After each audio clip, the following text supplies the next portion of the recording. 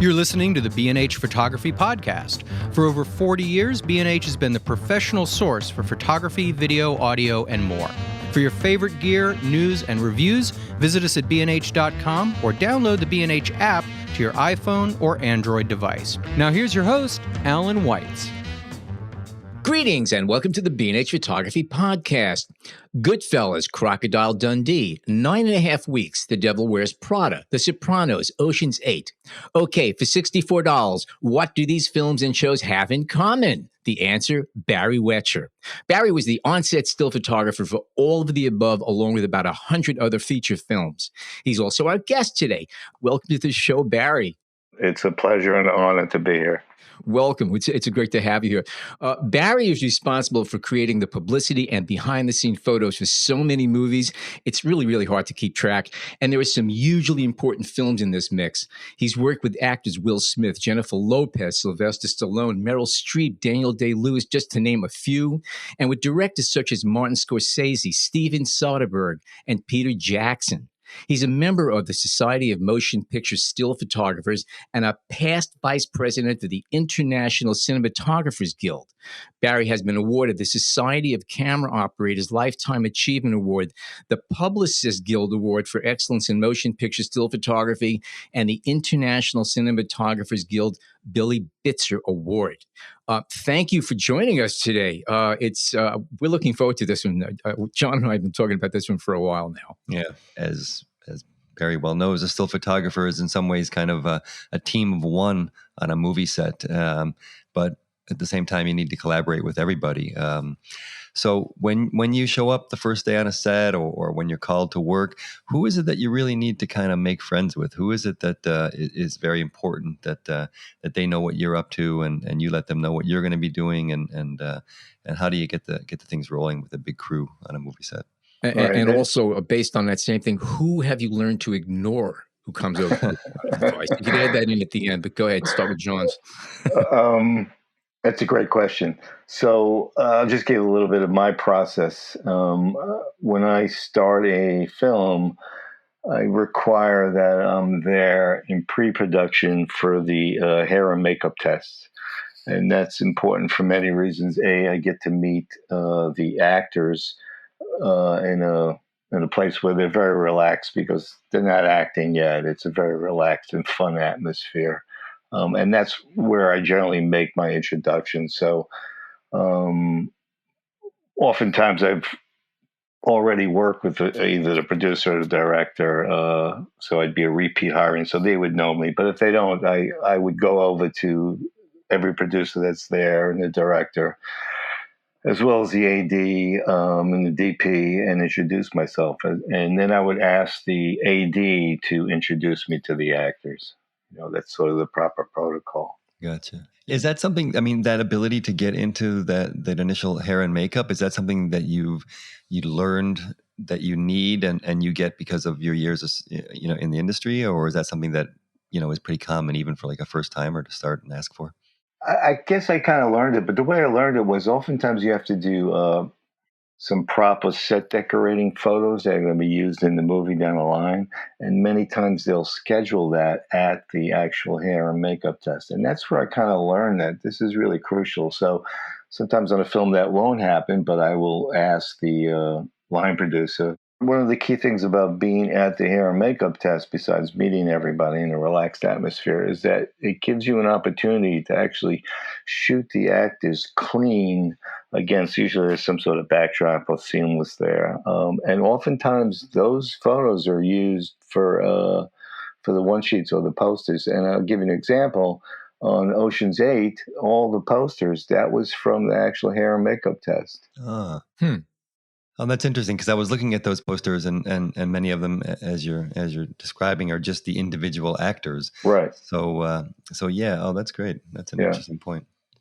Something that I'm kind of curious about is that obviously you shoot on set, and what I'm curious about is how often do you have an opportunity to work with the actors between takes? Say you have you see something that you'd really like to be able to capture without, and obviously when they're filming, you can't just say, "Excuse me, can I just have somebody move this way or that way?" How often do you have an opportunity to pull the actors aside and say, listen, I want to try something here. Let's do this. And actually set up original shots on set that are not necessarily during the actual production or recording. The way to approach that is obviously you have to be attuned to what's going on time-wise and creatively what's going on. Are they people moving around equipment? Are they turning it around? So you really, I'm going to use the word, I have X amount of coupons on a movie, and how many times can I use those coupons? So I might need to ask the AD if I could have the actors for a few moments, right? Or I might actually, depending upon my relationship with the actors, I might ask them directly. So usually if you ask the AD, they're more often going to say, no, we're pressed for time or we're turning it around. And that's why if you have a good relationship with the actors, you go directly to them, it's going to happen. Gotcha. And do you have to clear, say you're shooting during the actual filming, and I'm assuming you do that. I know that you have to be in a set position, could be below the camera, off to the side, whatever. How much of that is discussed beforehand? Because I imagine you don't want to get in the way. You want to maintain a good relationship with everybody on that crew. Right. So, I mean, that's something that it only comes with experience, and learning your way around the set and where to be and how to finagle things with people. When we shot, when they were shooting film, the AC or the focus puller was always pretty much attached to the camera.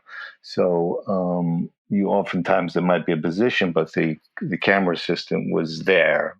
Right. So if you had a good relationship with him or her, you might ask them to put on what's called a whip. So their hand isn't tied to the knob of the camera, and there's now you have a path to shoot right next to the camera. So it's now with digital, focus pullers are looking at a monitor. They're usually not right next to the camera, so you actually have more room, due to digital than anything else. And imagine also the size of the equipment has come down dramatically. I mean, the earlier, especially the earliest film, these are monsters with everything else. And I recently saw one of the earlier film cameras, and they had at the base of the camera was like a giant turntable where they were literally recording onto a huge disc the sound at the same time. So this was a major monster that would be moving around. Now it's all in one hand. Right. I'm not that old. It's before my time. I remember them. No. Right. So actually, even though like the cameras are and then they're really not even cameras anymore, they're just lenses with a computer. Even though they're smaller, there's so much gack, so much stuff all over it that, they're pretty big, and if you ask any camera operator who's got a hand hold a shot, they're pretty heavy. So, maybe the Red camera is the smallest of the film cameras that are used, but still with all the crap they put on top of it, it becomes kind of enormous. Mm.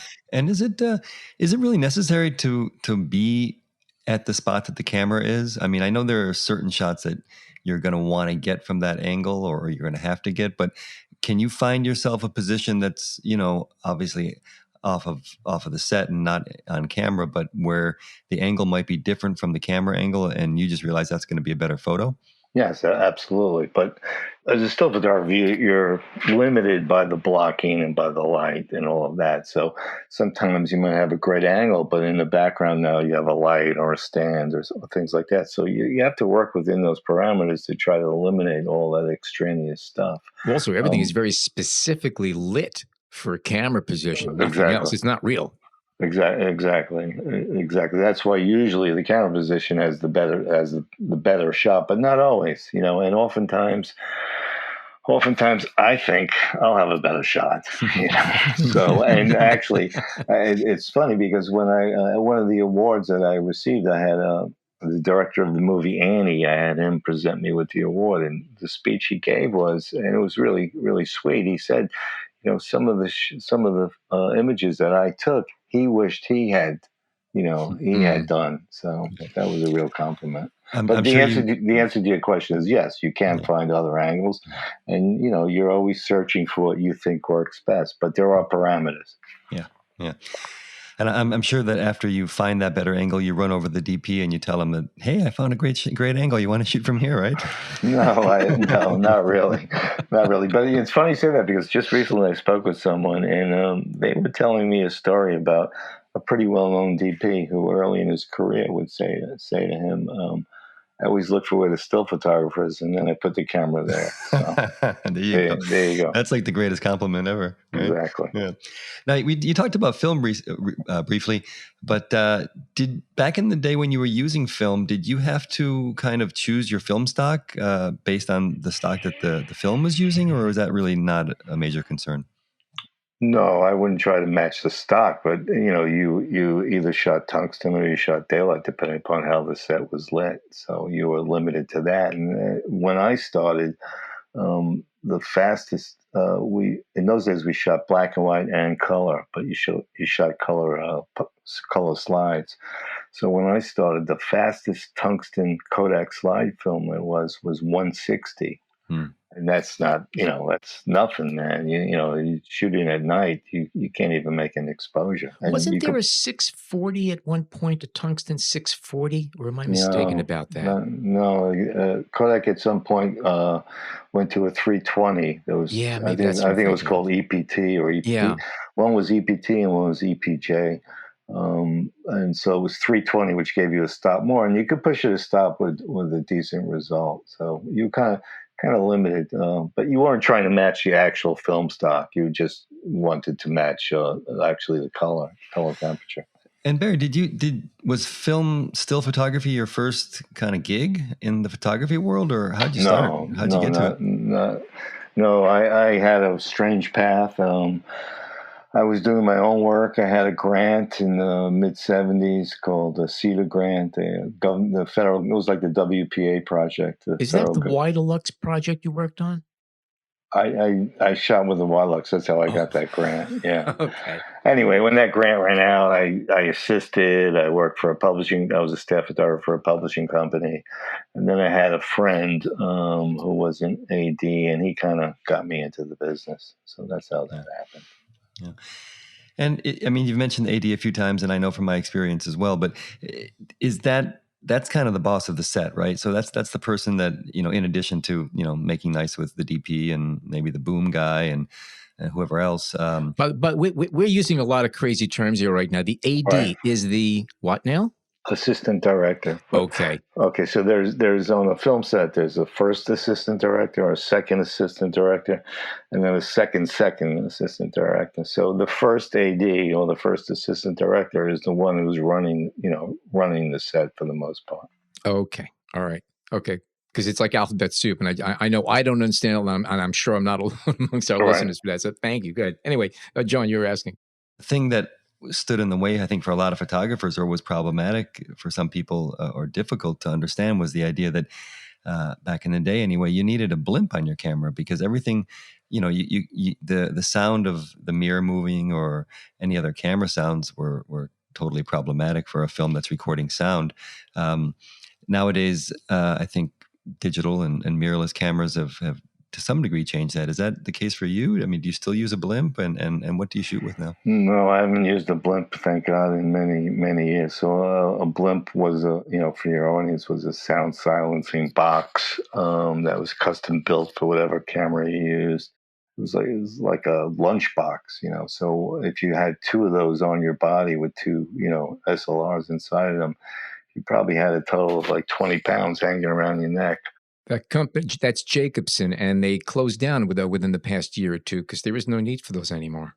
That's correct. It was Jacobson, and then towards the end, a company called Aquatech, which makes underwater housing, they started to make sound blimps, which actually were better ergonomically than the Jacobson blimps. But Mark Jacobson, they closed down. There's no need for it now. We use mirrorless cameras, so I don't know anyone who uses a blimp anymore. I'm sure there are still some people, but now when you mention using digital cameras, are these specifically digital cameras with silent mode, or is the camera itself, or most mirrorless cameras, quiet enough to use? I'm assuming you need to go into that quiet mode, which is dead silent. Right. So digital cameras are not silent. Right. Mirrorless cameras can work off an electronic shutter, and that's completely silent. Right. So when your camera was in a blimp, even though it was a soundproof box, there still was noticeable noise. So if you were working on a very quiet set, not only not only the sound guy, but sometimes the actors could hear the shutter going off. If you're outside or it was a loud set, you couldn't be heard. With a mirror, and that included film cameras and digital SLRs. Mirrorless cameras, if you use the electronic shutter, it's completely silent.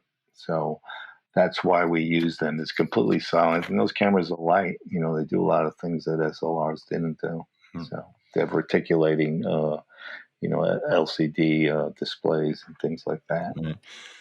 And I mean, would you say that's kind of changed the business for you? I mean, is it much better, much easier? Do you find yourself shooting a whole lot more and getting better shots because of it, or I mean, is it a kind of a sea change, mirrorless, for the industry?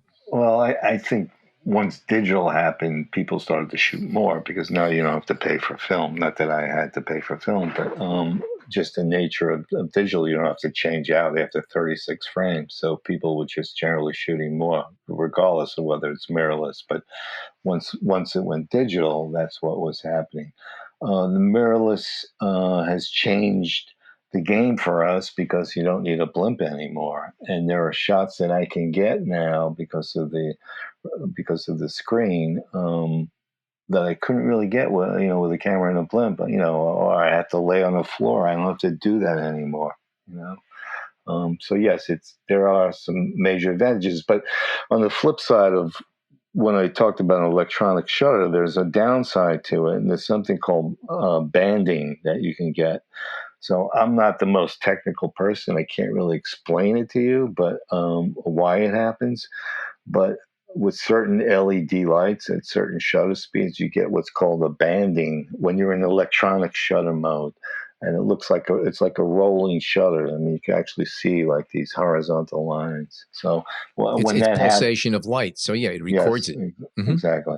So when that happens, you have to just find the shutter speed that eliminates that. And sometimes that shutter speed might be too slow to stop movement, or it might be too fast that you don't have the stop you need. So the way I've kind of avoided that is I shoot, my mirrorless cameras are Fuji's, and the Fuji X H1 on mechanical shutter was so quiet. It's whisper quiet that basically, unless it's a super quiet scene, I can shoot that. It's just a really, really whisper of a shutter. So most films now are shot on digital as well. But is there ever just an attempt to kind of pull a screen grab and use that as a still photo? I mean, has that happened in your experience? And what do still photographers feel about that? I mean, if you go to IMDb, you'll see tons of screen grabs. So yes, they use screen grabs. The downside to screen grabs are I'm going to say film camera, but I mean the movie camera, the camera that's capturing the film, the movie, shoots at a 50th of a second. So any movement is going to be blurred. So that eliminates a lot of stuff for screen grabs. And the resolution is not that great that you could really blow it up that big. Definitely the studios use it, especially in those heavy CGI movies where, if you're a still photographer and you're shooting a guy in a motion capture suit, they're not going to use that as a publicity photograph. So they're going to use the screen grab for those kinds of shots. Right. What is your setup, and what are your normal lenses when you're there? Or do you have like a kind of like a box of gear that you keep with you that goes into the camera truck by chance, and you can get to that, and then you just carry certain things with you onto set? Yes, I have a bunch of cases. I would say I always ask for 5 feet of space on a shelf. So there's probably about 5 total cases. Mostly, as I said, on set using my Fuji's. I was a Nikon guy forever. So I do carry my DSLRs. So I have a D4S and a D5. I carry that as well for action stuff mostly.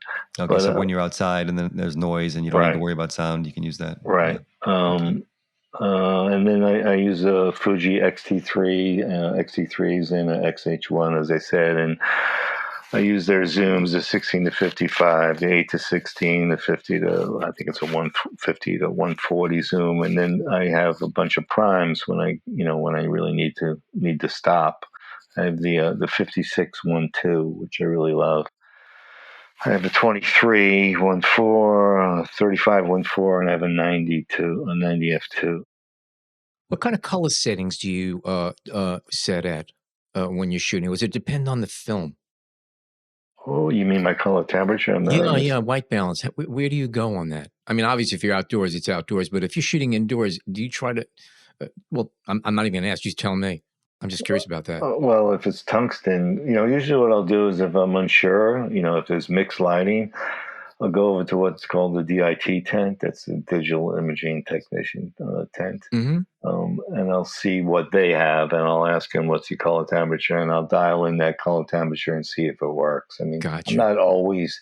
I'm trying to replicate what the filmmaker's look is, but sometimes it doesn't exactly work. So I might tweak it a little bit. Right. Nothing drastic. Right.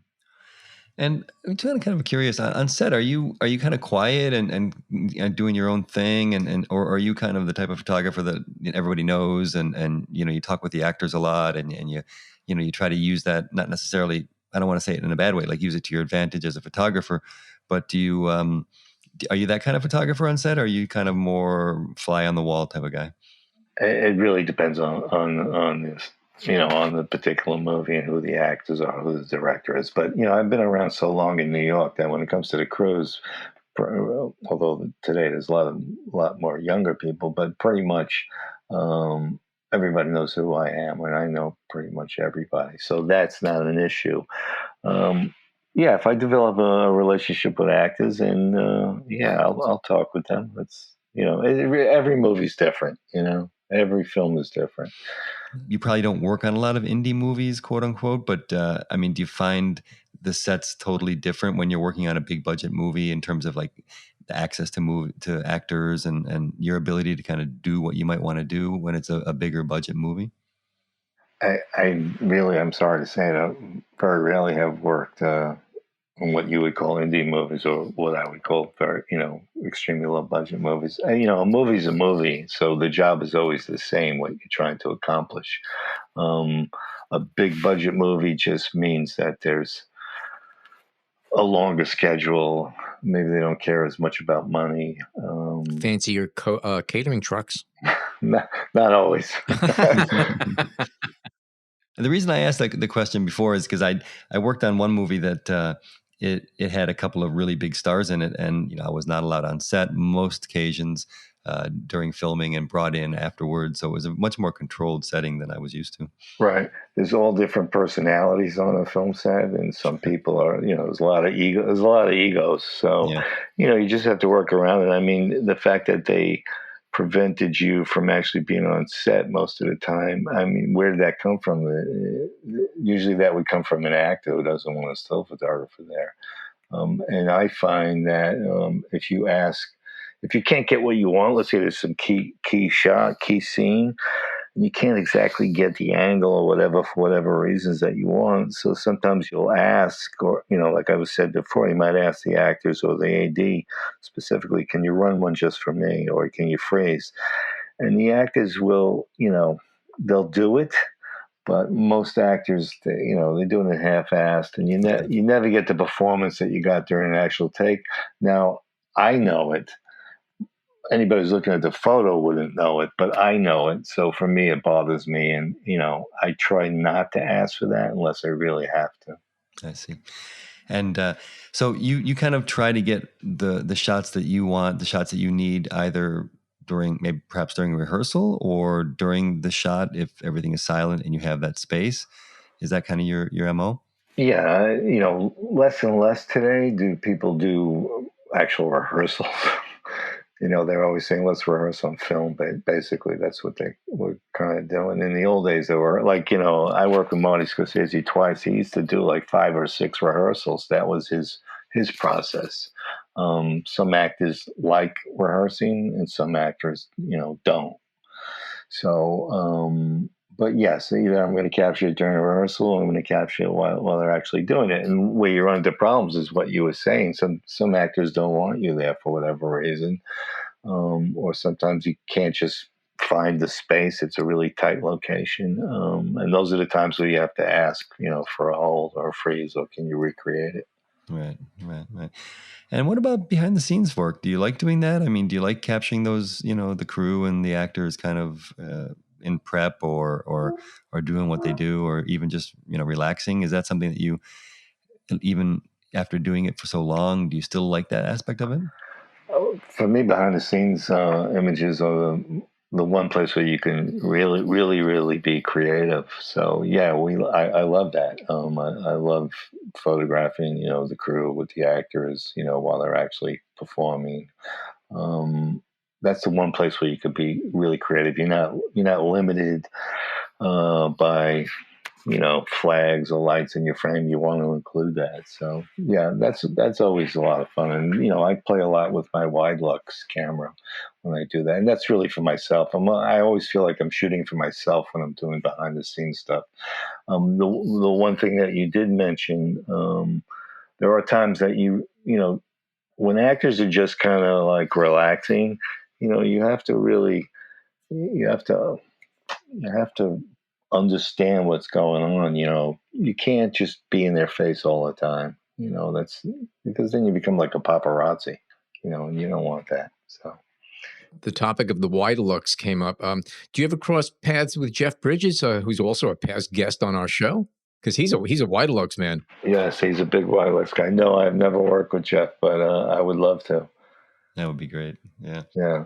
And the photos that I mean, from my understanding, all the images that you take on set are then property of the production. And so have the behind the scenes photos that you've taken over the years, do they get out much? Are you able to use them in any way? Have you ever thought about putting a book together? Those kind of questions?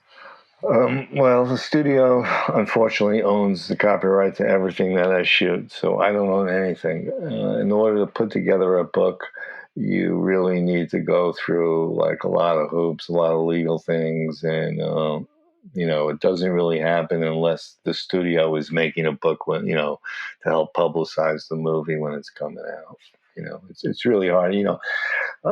As when you introduced me, you said I'm part of the SMPSP, right? Society of Motion Picture Still Photographers. We exhibit, right? We exhibit sometimes at the Academy in LA. We had Photo New York. We had a big exhibit, and we have to get permission from the studios they're not for sale. Whatever we exhibit is not for sale, but we have to get permission from the studios to use those photos, and that's unfortunate. How much leeway do you have over these photographs? I mean, you take these pictures, you're known for them in many cases. What access do you have to them before you have to start contacting the studios and saying, "May I?" I'm not sure I'm understanding your question. So if you posted it to Instagram, are you allowed to do that without contacting them first, or do they have a total lock on these pictures that every time you have to use them for any application, you do have to get permission from them? That's what I'm asking. I'm going to get myself into trouble here, but he doesn't have an Instagram account. I don't know what you're talking about. No, I do have an Instagram account. Unfortunately, I'm sorry. I meant your MySpace page. Unfortunately, a lot of our best photographs or our best images that we take never seen by anyone except us. Because they're not deemed worthy of publicity or whatever, or an actor killed it. So there's a movie I worked on called The Many Saints in Newark, which is sort of the prequel to The Sopranos, which is actually coming out October 1st, right? So I can't post any of those images on my Instagram account unless they've already been released by the studio. So if you went to my Instagram account, you might see 2 of those photos, but I've only put those 2 on because the studio has already released those photos. You don't have first dibs. Okay. No. Yeah. So I don't have first dibs, but a movie that I shot 10 years ago for me is open game. As long as I know the actor didn't kill it. So I'll explain that. The actors have what's called kill rights. on a movie, they have in their contractually can kill whatever the agent negotiates for them. Let's say they get killed 50% of images. So during the course of a film, an actor or their publicist looks at every frame and says, yes, no, yes, no, yes, no. So I would never put anything on Instagram that was killed by an actor or their publicist. So. Yeah. It's such a different world that a lot of photographers are used to dealing with, where, there's so much freedom in what they can take and what they can show. And obviously Instagram is a place for a lot of people to do that. But Right. Yeah, but it's a different business. Well, and kind of speaking of which, I mean, your job is one of the very few photographer jobs that are still unionized. And can you speak about that a little bit? I mean, how does being a union member affect how you get jobs, and you don't have to be specific about pay scales and things like that? Has it been a help to the career? I mean, obviously there is no career without it at this point, but right.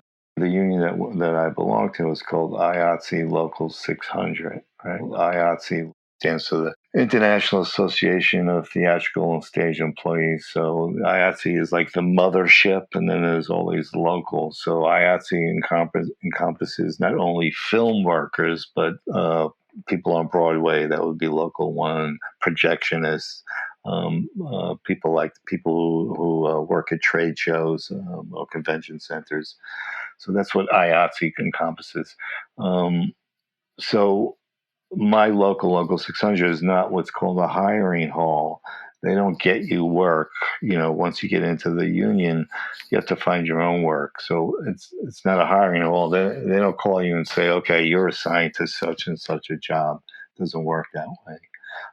But being a union member, of course, if you work the right amount of hours, you get healthcare, you get a pension, you get, it's not a 401k, we call it an annuity. So there are great benefits from being in the union.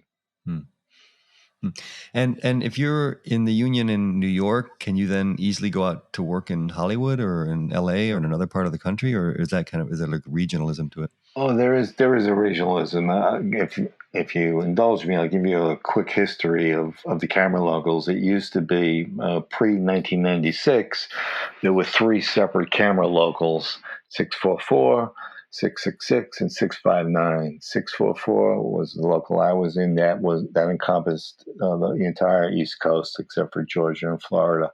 So if a movie shot in any of those states, you had to hire a member out of the East, what we call the Eastern region, 644. And then if you worked in the central part of the country, you had to hire a person from the central part of the region. And if you brought someone in outside of that region, you had to hire what was called a standby.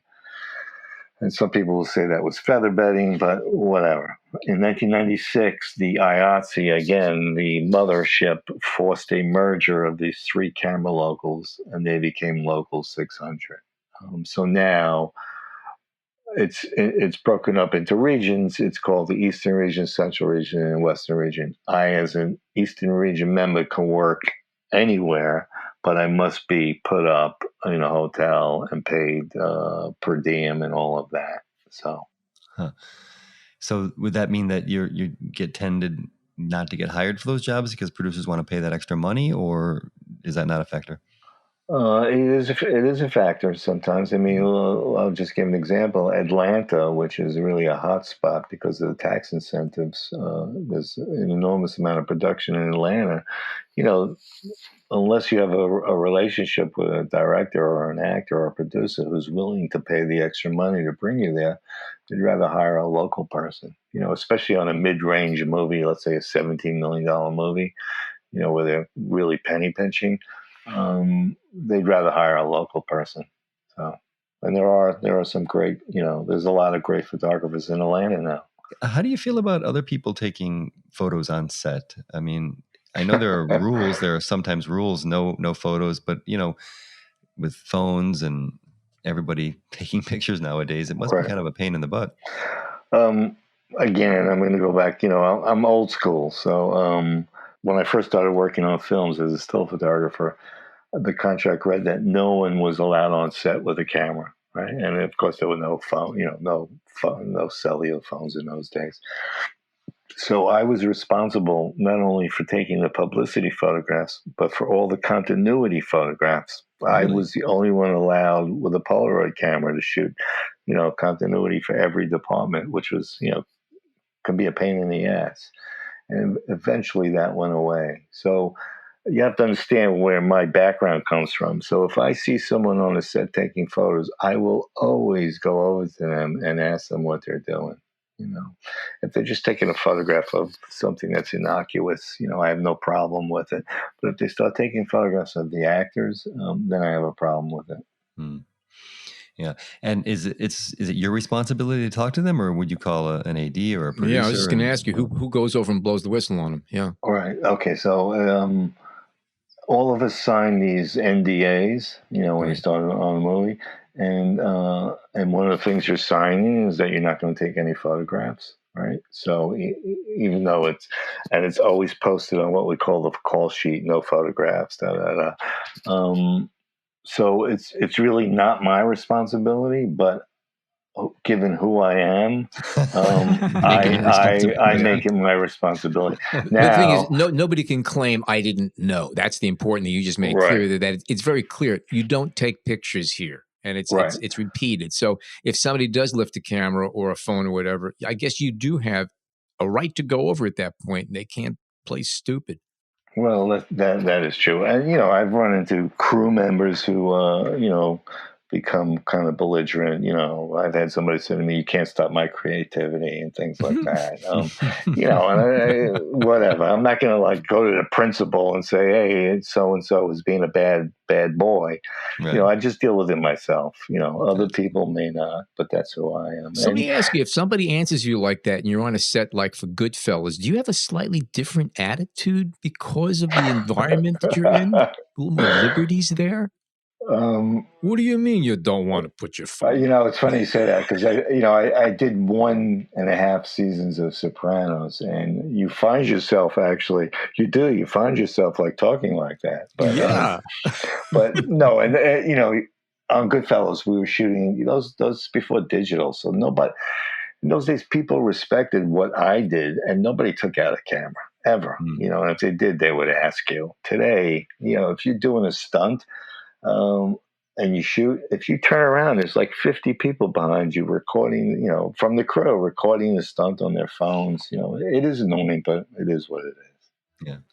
All right. We are going to take a short break, and we come back more with Barry Wetcher. I'm going to talk about some of the movies he has worked on. Stay tuned.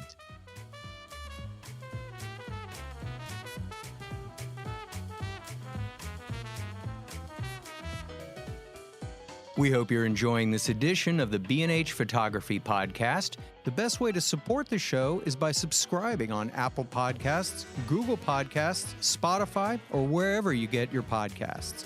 For links to gear and more information on today's guests, check out the show notes in your podcast app or visit our homepage on the B&H Explorer website and join the B&H Photography Podcast Facebook group. And now, back to the show. Okay, we are back, and wouldn't you know it? During the break, it turns out that Barry and I are Brooklyn brothers. We're 2 years apart from the same neighborhood in Brooklyn, and we talked about 20 minutes about all the old great places. And in case anybody is curious, Brennan and Carr won over Roland Oster, but that's a whole other topic. Anyway, Barry, you worked on a lot of really great, iconic films, and maybe we could talk about some of them, some little anecdotes or the kind of gear you used or anything that was going on with these. Let's start with Goodfellas. That's an amazing movie. John, where would you like to go with this one? I know you're the film still guy here who has the most experience. What would you like to pick his brains about here? Well, maybe I'll just ask, because a lot of the photos that I've seen of that you've shot from that film were in black and white. Yes. And is that something that at the time was still common? You were shooting black and white for all movies, or did Scorsese or did somebody decide that black and white would work for this? No, in those days we shot both black and white and color. So you try to shoot a scene in both, because in those days newspapers were in black and white. So right. That's kind of why you did that. But I personally think that for that movie, for my stills, that the black and whites are more powerful than the color Yeah. shots. Yeah, they work great. Yeah. Just a And I would fast technical question. Now, when you're shooting with two cameras, one color, one black and white, obviously one of them has to have a priority. In most cases, would it be the color camera or a camera with black and white film that would get the priority? Right, it's a good question. If I only had one shot at it, Yeah. it would be color because you could always convert it to black and white, Okay. no matter even if it was a slide you shot. But again, in those days, when you were limited by the tungsten light, sometimes you just couldn't get an exposure. True. As I was saying to you, in those days, I think 160 was the fastest. Maybe by the time Goodfellas came out, it was 320. But if it was a really low lit scene, sometimes you just couldn't get, a decent exposure with a decent shutter speed. So I might shoot it in black and white. Right. And when you're working in low light or at night, I mean, especially back in the day, I mean, were producers and publicists, were they understanding of the fact that you just can't always get the shot that they may want? I mean, or is it always kind of a struggle to explain your job to the people around you? No, I actually think in those days, more so than today, producers really understood what a still photographer did, and more than anything, actually appreciated what we did. I think that's less so today. So if you're having trouble with an actor or with something technical that you thought it was important to alert the producer to, you would go over to him or her, and usually they were very supportive. Interesting. And well, back to Goodfellas. I mean, can you speak a little bit about working with that cast? Because you obviously had De Niro, who's just the greatest, and Pesci and Ray Liotta and all those guys and all those characters. I mean, was it a fun set? I mean, was there a lot of pleasure and laughs going on? I mean, meanwhile, people's faces are getting broken. Well, first, I think that world is a world, as Alan will tell you. I knew a lot of people like that. Yeah, these were our friends and neighbors. So to me, that was, I felt like I was home, so to speak. And I mean, when you work with Marty, at least then, when you work with Marty, he has a very specific way of working. So there's no talking between. When he calls cut, there's no talking. He then goes over to his actors, gives them notes. So there's not a lot of fooling around by the crew on a Marty movie, right? I mean, the actors are obviously fooling around, so that's fun. But the crew itself is pretty, I'm not going to say tense, but, we're well behaved, let's say that, So the actors, there was a lot of improvisation on that movie. And that was always fun to listen to whatever they were going to come up with, And I think for the first month, Bob, Robert De Niro, wasn't there yet. So we worked for at least 3 or 4 weeks before he actually showed up. And of course, for me, that was the first time I'd ever worked with Bob. So, there was this whole aura about him. Everybody was a little scared of him, but he was great. He was great. So, can you kind of tell how a movie is going to be by being on set? I mean, can you get a sense that people are taking this seriously, so this is going to be a good movie, or there's something special going on here, and you kind of realize it's going to end up being a good movie, or is it just way too far ahead of the game? No, you can't. You can read a script and say, "Wow, this is great," and the acting's great, and maybe it is great, and for whatever reason, like, people don't want to see it. A movie I worked on was The Crucible, right? It's a classic, it's classic, right? The acting is just unbelievable. So when you're there, you're like, wow, this is I mean, Daniel Day-Lewis, basically brought me to tears. And, the movie comes out and, like, very few people are interested in seeing that. So you never really know, And sometimes, I mean, what makes something a success? Is it that it made $100 million? Well, in the world of Hollywood, yes. It could be critically acclaimed, but make no money. So, Yeah, lots of ways to judge movies, that's for sure. Right. What about, like you said, working on The Sopranos? How is it when you're working on something that's episodic and, you're going to kind of being with the same group of people and perhaps the same locations for the course of a year or two? How's that? Right. So my career has been, I'd like to say it's been about 95% feature films. Early in my career, I worked on a bunch of, in those days they made movies of the week. So like I worked on CBS Death of a Salesman, and I worked on a movie of the week with James Cagney, actually.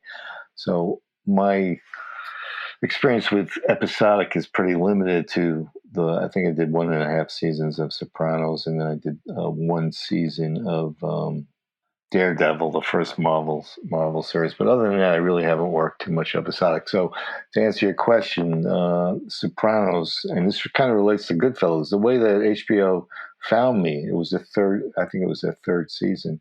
I get a call from HBO. I didn't own HBO. I didn't have HBO. I had never worked for them, and I get a call, and are you interested? Would you like to come in and talk with us? And I thought Sopranos was like about a singer or something. I didn't know what it was. I'm serious, man. And the reason that they called me is because they said, "Well, you did Goodfellas," and I guess in their heads, like, "Oh, this guy worked on a mob movie. He must be good with mob things," which it's is a specialty, of course. Right, exactly.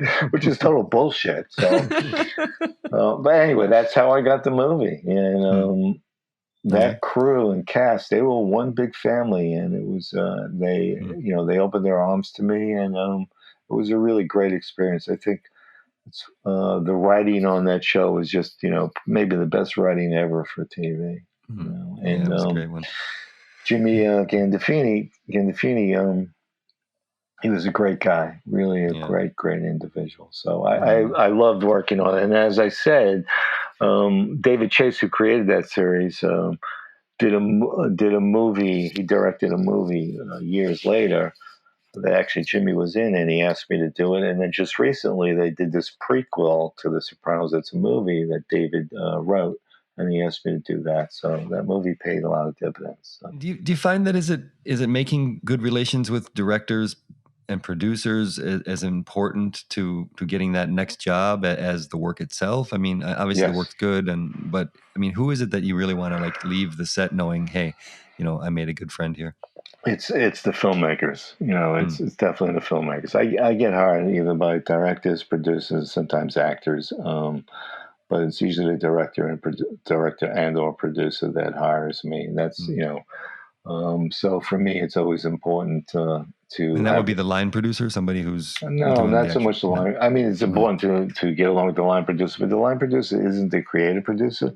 Right. So the line producer could get you in the door, so to speak. If a movie comes in town, he could get you in the door, meaning he could get you to whomever is more interested in who the still photographer is going to be. So just give you an example. A movie comes to New York. The director, producer have never worked in New York before. They don't know any of the still photographers, New York still photographers. So the line producer or the studio might say, here's 3 people that you should talk to. So that's pretty much how a line producer works for what I do. Gotcha. Huh.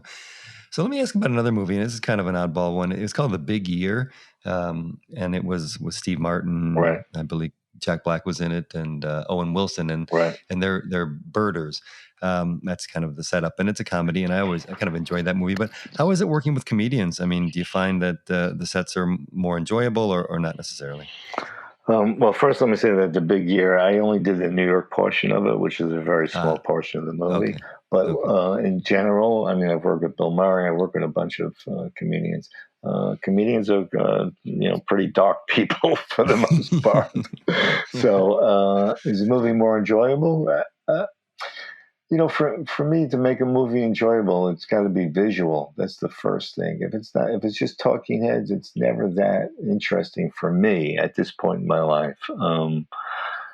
So comedians will make it fun, and that's enjoyable. We had a guest on, I don't recall who it was, who photographed celebrities and made a comment that he'd much rather photograph a comedian than an actor, because comedians he finds a depth to them, whereas actors, if they're not in a role, quite often they're almost afraid to be in front of a camera and don't really emote very much. Have you found that to be true, or is that just this person's take on it? No, I think that whoever said that, there's some truth to it. I find that actors, if you take them aside, and you take them out of an acting scene, and they don't know how to pose. You know what I mean? They need a prop. A prop always helps them, right? Sure. Yeah. Whereas a comedian, for the most part, it's true. They know how to emote, they know how to make faces, and they play to an audience, so to speak. I mean, there's two kinds of actors in my world. There's the actors who only do TV and movies, and then there's the actors who do that and theater. And I find that the ones that do that and theater, for what I do, are great. That makes sense. They're not running away from the camera. There's some actors who really view you as a distraction because you're there. But an actor that's done theater is used to playing to an audience. Have you ever had a situation where you got caught in an eye line, or you had an actor who just found you, uncomfortable on the set or something like that, and there was that moment of awkwardness? Yes, of course. He called you out? Of course. Yeah. Any and every still photographer has not one but many stories of that happening, and you just roll with the punches, and you figure out how to work around. There are some actors who don't want you at all. They just they have a thing. Yeah. And at this I point, guess you just learn not to take it personally, right, and just get on with your work. Yeah, right? It's an awful way to work. Let's say that. And at this stage in my life, in my career, I know. For the most part, we know who those actors are, at least the well-known ones, and I will not do a movie with those actors. I'm not interested in going to work and someone preventing you from work. So basically, just going to work for a paycheck. I'm not interested. Now, you mentioned Bill Murray, and you worked on him with What About Bob, which is it's an older movie, but a good one. Any stories about him? How was he to work with? He was great. He was. Yeah. We were in an area of Southwest Virginia. It was actually a dry county, meaning no alcohol could be purchased. He was great. He was great to the crew. I remember there was a concert. I think it was MC Hammer, if I remember. It was 1990. It's a long time ago. He rented a bus. He took the crew to Roanoke, Virginia for this concert. He was great. He was a lot of fun. That's great when people do that. Yeah. And I'm sure you've done a lot of road movies, but I noticed one on your IMDb. It was Flirting with Disaster, which is another comedy, which I enjoyed. But at least the movie itself was a road trip where they were going all over the country. Did you go with them? And have you worked on movies where you're kind of on the road for the whole shoot? Yeah, it really wasn't so much a road. We shot in New York and we shot in Arizona, and that was really it. We shot in different parts of Arizona. Some places were made to look like San Diego, but pretty much it was the Scottsdale area of Arizona and New York. So it really wasn't a road movie for us, Right. I did the two Creed movies, because we were talking about mirrorless. So for the Creed movies, I loved it because, the boxing stuff. I actually wanted to be a sports photographer. It was one of the things I wanted to be, and I dabbled in that. But unless you were on staff of Sports Illustrated, you couldn't really make a living. So for me, the boxing stuff was such a delight. And I used my Nikons. I didn't use my mirrorless cameras because for the action stuff, you just couldn't beat, the DSLRs at that point with the mirrorless. So that's just a point I wanted to make. And how was that being up? Like, for example, I saw some behind the scenes photos there. You're up in the ring, and obviously it must have been an incredible shoot just with all the action going on. But was that kind of thrilling to be up there in the ring and working with the boxers or the actors as they're moving? Again, because I wanted to be a sports photographer, I dabbled in that. So I shot some pretty big fights in my time. I shot up Marvin Hagler, Vito Antiframo fight in the Boston Garden. So it wasn't something that was unusual to me. The only advantage to doing a movie about boxing is it's choreographed, right? So where they're going to be, where the hit's going to happen. And then on the downside of that, there's no real hits, right? I mean, occasionally they do get tagged by accident, but there's no real hits. So you never get that actual punch in the face, but you get the after where it looks like he got punched in the face. So it's difficult, but it was a lot of fun. It really was. I loved it. Cool. And this may be just an impossible question to answer, but is there a movie that just stands out as a favorite for you that you worked on, like where it just everything came together, the crew, the location, the visuals? Right. That's an excellent question. I have a few favorites. I can't say there's one more than another. Goodfellas is a favorite. Yeah. There's a movie I did called Avalon, which was Barry Levinson. Right, directed and written by Barry Levinson. Great movie. Right, it is a great movie. See, there's another movie we talked about. That's a great script, great movie, and didn't make any money, so it's probably considered a failure. But the cinematographer was a guy named Alan Davio, who since has passed. But this guy was a true artist. He painted with light. He was great. So when you work with a cinematographer that paints with light, that makes beautiful sets, it makes my work shine. So for me, that was one of my favorite movies visually. And how do you interact with DPs often? I mean, do you guys? I mean, they're so busy usually, and they're in my experience, they're the point person of everything, even more so than the director to some degree.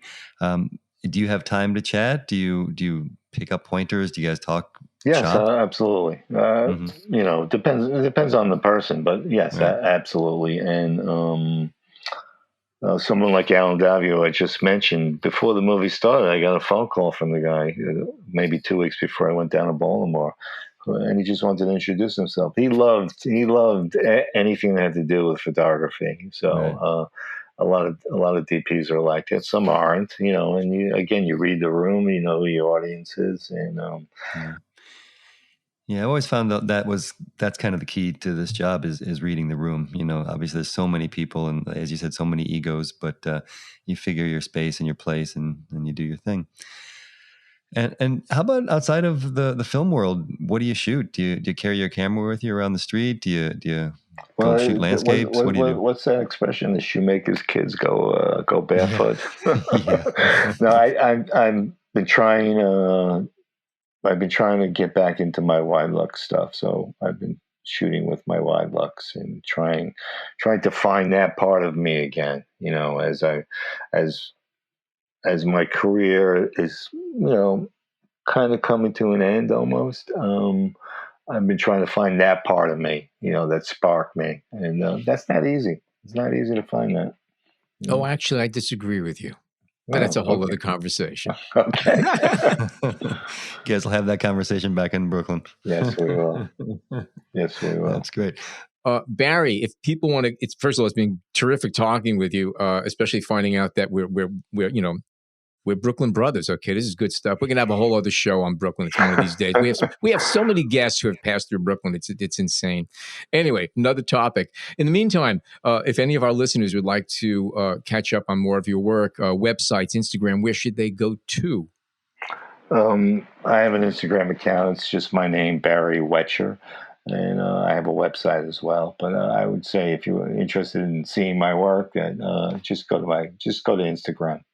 And again, all of this contact information as far as Instagram and websites will be in the show notes. So if you didn't jot that down, it is available. Also, any special projects or shows coming up that Matt want to plug? Well, I'm not plugging them for me. I'm plugging them for the filmmakers. One would be, as I said, this prequel to The Sopranos. It's a Warner Brothers movie called The Many Saints in Newark. And I think that anybody who's a Sopranos fan is definitely going to want to see it. Jimmy Gandolfino's son, Michael, plays Jimmy at the age of 15. Wow. And then there's another movie I did that will be coming out, I think, in the winter. It's a Jennifer Lopez movie with Owen Wilson, and that's called Marry Me, and that could be fun. Sounds good. Things to live for. Okay. Yes. Anyway, Barry, it was an absolute pleasure speaking with you for the past hour or so, and maybe we'll have you back someday. Thank you. Okay. And if you are listening to the B&H Photography Podcast and you're not yet a subscriber, what you're waiting for. Head on over to Spotify, Apple Podcasts, Google Podcasts, or wherever you snag your favorite shows and type in B&H Photography Podcast. Hit enter, and you'll be the first on your block to queue up the latest episode. And if you're already a subscriber, leave a nice comment. The boss actually reads this stuff, and we've been getting some good ones. Thank you. And you can also find us on the B&H Explorer website and on the B&H Photography Podcast Facebook group page. Until proven otherwise, my name is Alan Weitz, and on behalf of John Harrison and Jason Tables, thank you oh so much for tuning in today.